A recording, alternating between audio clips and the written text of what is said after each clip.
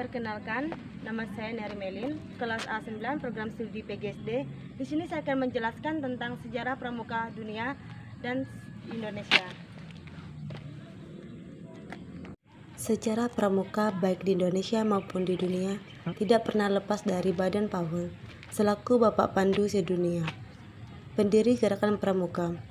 Bermula ketika pria ini melaksanakan perkemahan pertamanya bersama 22 anak laki-laki pada tanggal 25 Juli 1907 di Pulau Brownsea, Inggris. Perkemahan tersebut dilakukan selama 8 hari. Dan segala sesuatu yang terjadi saat itu menjadi dampak yang besar bagi sejarah pramuka dunia. Sejak kecil, Baden-Powell dikenal sebagai anak yang sangat cerdas, lucu, dan gembira, sehingga disukai oleh banyak orang. Bahkan ia juga pintar dalam memainkan beberapa alat musik seperti biola dan piano. Saat dewasa, Baden-Powell bergabung dengan militer Inggris yang memberikan pengalaman sebagai seorang tentara. Sikap militer yang melekat pada dirinya yaitu tegas, disiplin, dan terampil. Inilah yang menjadi ciri khas gerakan pramuka. Pengalaman-pengalaman yang dialami olehnya kemudian ditulis dalam buku yang menjadi asal mula munculnya sejarah pramuka di dunia. Sejarah pramuka di dunia dimulai ketika Baden-Powell mencatat pengalamannya dalam buku Scouting for Boys tahun 1908.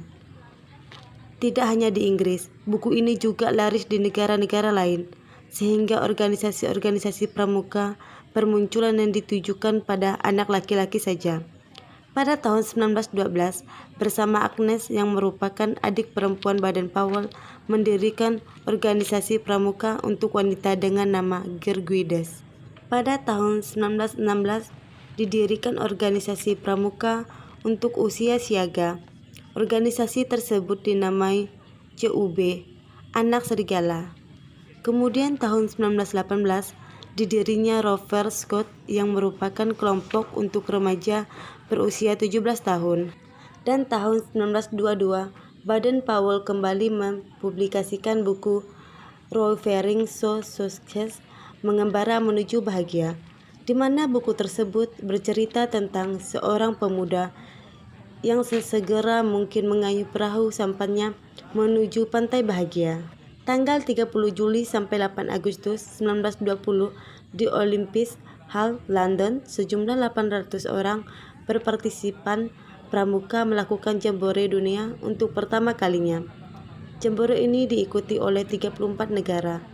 Dan dalam acara tersebut, Baden-Powell dinobatkan sebagai Bapak Pandu sedunia.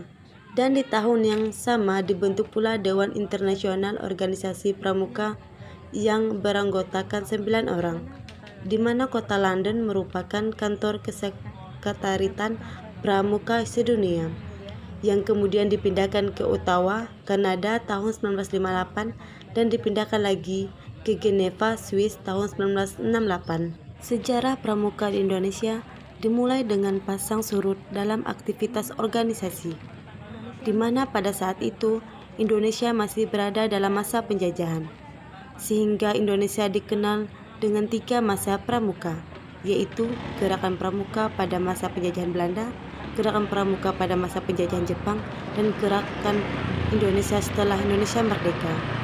Gerakan kepramukaan ini dibawa oleh Belanda ke Indonesia pada masa kolonial.